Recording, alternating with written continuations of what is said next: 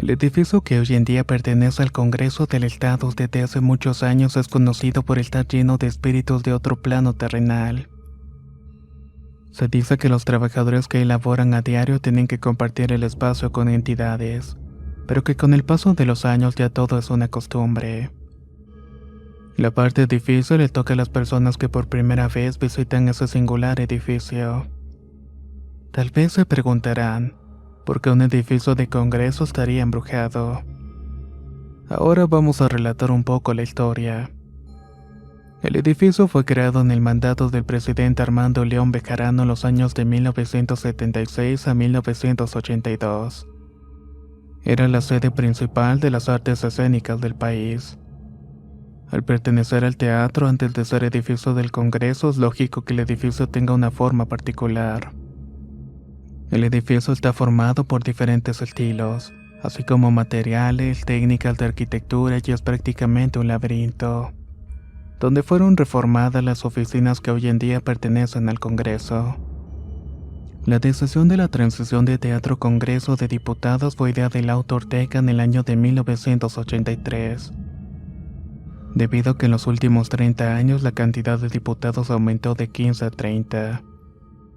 Eso hizo que el edificio fuera sometido a muchos cambios y aumentaran el espacio original del edificio. Se necesitaba tanto espacio que fue necesario construir baños para los diputados donde anteriormente estaban los balcones.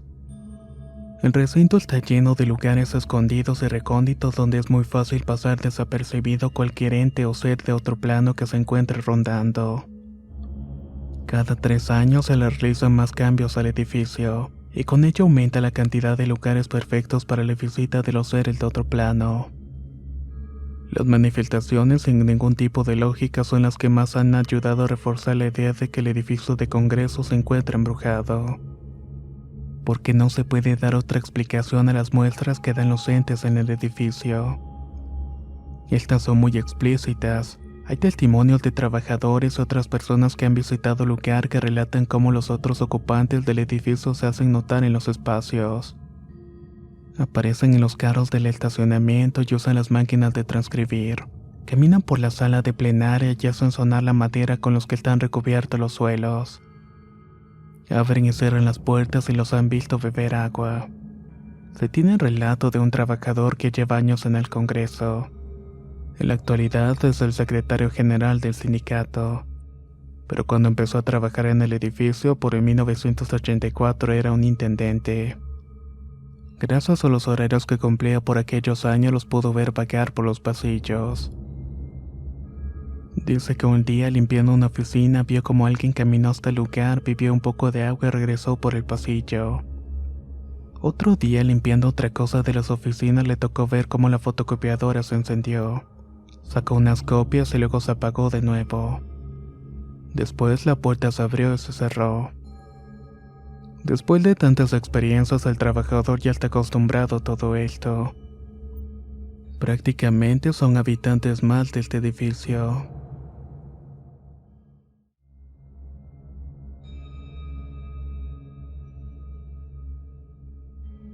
Tequesquitengo es un pueblo que pertenece al municipio de Jojutla en el estado de Morelos.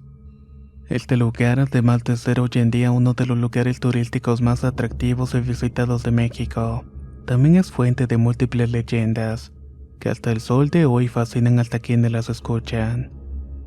Este lugar almacena la principal fuente hidrológica de Morelos, y es una cuenca cerrada de más de 140 metros de profundidad. Tuvo su origen debido al colapso de grandes cavernas de roca caliza que se disolvieron, y está ubicado a unos 40 minutos de Cuernavaca. Lo relatado anteriormente proviene desde el punto de vista geológico. Sin embargo, la leyenda del lugar cuenta una versión muy diferente, una que ha logrado asustar y a la vez atraer turistas a la zona. La verdadera leyenda del lugar embrujado y la ciudad bajo estas aguas cuenta que hace muchos años existió un lago pequeño a sus orillas. Se establecieron los indígenas que conformaban el pueblo San Juan Tequesquitengo. Este pueblo se dedicaba a la producción de tequesquite, un material que se usa para fabricar jabón y a la vez servía como purgante para ganado vacuno y equino. Los indígenas comercializaban el tequesquite con los comerciantes que estaban en la vía Acapulco. Los habitantes del lugar también se dedicaban a la siembra de ajonjolí y maíz. Eran poseedores de un templo que estaba dirigido por frailes dominicos. Según la leyenda de la ciudad bajo el agua en el siglo XIX, los hermanos Miguel y Leandro Mozo, quienes eran dueños de la hacienda San José de Vistahermosa, llegaron al poblado y se encargaron de transformar las tierras disponibles. Las convirtieron en terreno de riego con la finalidad de sembrar caña de azúcar. Al principio no hubo ningún problema, pero los hermanos Mozos se vieron en la necesidad de desviar los alcoholes, que se refiere al agua que sobra de los cultivos de la caña de azúcar en dirección del valle. Esto ocasionó que con el tiempo el poblado debiera mudarse a lugares más altos de terreno. Siendo el año de 1865, el agua había llegado a cubrir por completo el antiguo poblado. También el templo de los frailes dominicos que estaba dedicado a San Juan Bautista. El nuevo hogar de los indígenas estuvo localizado en un terreno que se conoce como kárstico. Este se caracteriza por estar constituido a base de una roca calcárea o caliza, la cual se disuelve gradualmente debido a la erosión que se genera por la presencia del agua. Los hermanos Mozo aseguraron que desconocían las características del lugar. Sin embargo, se asegura por los ancianos que ellos sí estaban al tanto. De hecho, conocían muy bien este hecho. Por eso siguieron adelante con sus planes. De alguna manera querían eliminar al poblado y a los habitantes definitivamente. Y esto terminó pasando. Debido a la constante presencia del agua, el territorio fue cediendo y el agua terminó por cubrir todo el poblado.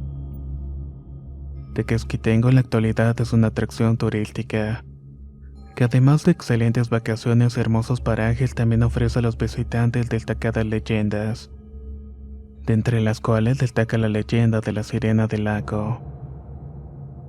De esta leyenda se relata que se puede ver a una sirena que emerge de las profundidades y se puede ver su cabeza. Muchas personas aseguran haberla visto en alguna de sus apariciones. Pero no se trata de la criatura mitológica en la realidad, sino de un espíritu en forma de sirena que permanece en el lago esperando poder llevarse consigo a aquellos que se atreven a asomarse a bañarse en el lago. Lo cierto es que en el lago se han ahogado varias personas en situaciones muy extrañas. Todo esto ha favorecido en la creencia de un espíritu en forma de sirena que existe en el lago. Uno de los casos más destacados es el de un niño que fue jalado por el brazo de una mujer que emergió del río. Cuando la policía llegó a investigar, determinó los hechos y aseguró que el niño se había ahogado debido a que sus pies se habían enredado en las algas que están en el fondo del lago. Pero aquellas personas que iban en la lancha con el pequeño sostenían la versión del brazo femenino que lo había jalado hacia el fondo. Además de esto, existen otras leyendas en el lago, como la de los lancheros que piden a las personas no asomarse por más de 3 minutos, especialmente cuando ellos pasan encima de lo que habrá sido la iglesia en honor a San Juan. Cuentan además que cuando hay silencio es posible escuchar las campanadas del templo sumergido. Y es hasta ahora cuando las almas en pena acuden a la misa y no es recomendable asomarse para verlas. En la actualidad la única forma de ver los restos de la iglesia y el poblado es buceando. Pero son pocos los aventureros que deciden ir a esa aventura. Tequesquitengo es un lugar con una energía muy especial y que esconde un pasado trágico. Todo debido a la ambición de los hombres de aquel entonces, quienes habrían desaparecido a los indígenas locales para hacerse con todo el poder de sus tierras. Todo para aumentar su fortuna a costa de la vida de los lugareños.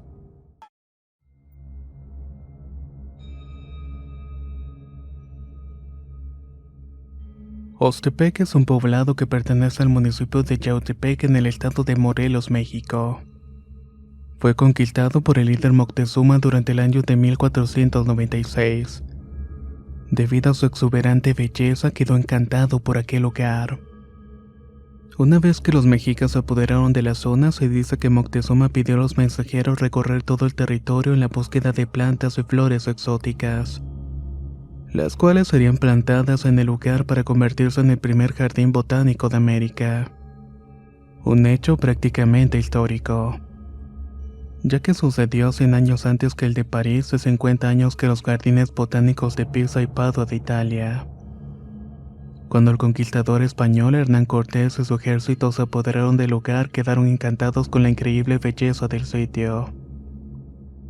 Incluso dejaron múltiples testimonios para destacar la belleza del lugar que estaban presenciando. Si bien el lugar era un paraíso increíble, no quedó claro cómo es que estas tierras estaban bendecidas con un fluvial de agua que nutría a las plantas. Así es como tuvo origen la leyenda del agua de Huastepec, historia que hasta la actualidad sigue formando parte del pasado de estas tierras. Se dice que en aquellos tiempos, según afirma la leyenda, en las barrancas de los alrededores de Tlautla había una gran abundancia de agua. Por allí pasaron un par de señores que vivían en el estado de Morelos. Los señores, cansados y con sed por el largo viaje, se pararon a pedir agua a los habitantes del pueblo, quienes respondieron con negativa y negaron el vital líquido a los caballeros. Estos señores, al verse negados de consumir el agua, decidieron buscar la forma de hacerse con esta, por lo que tomaron acción y fueron en la búsqueda de un curandero. A este le manifestaron su deseo de quedarse con el agua de la zona. Como respuesta, el curandero les dijo que la vía para lograr su cometido sería la de encantar el agua, y que él podía lograrlo a través de un ritual mágico. El curandero les pidió a los hombres varios ingredientes para que el hechizo fuera posible.